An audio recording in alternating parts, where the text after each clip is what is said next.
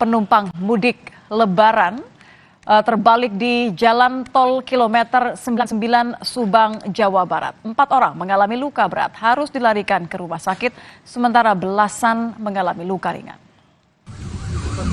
Kecelakaan di kilometer 98 Tol Cipali. Ini ada sebuah truk besar.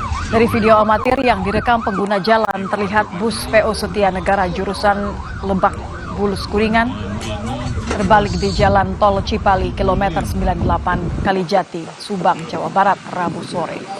Dalam insiden itu, 4 penumpang mengalami luka berat dan harus dilarikan ke rumah sakit. Belasan penumpang lain mengalami luka ringan. Truk besar Sigling. Ini korban-korbannya. Saat ini puluhan penumpang masih terlantar di bahu jalan tol, saudara. Mereka menunggu dievakuasi untuk melanjutkan perjalanan ke kampung halaman. Kecelakaan terjadi karena diduga sopir mengemudikan busnya sambil menggunakan ponsel.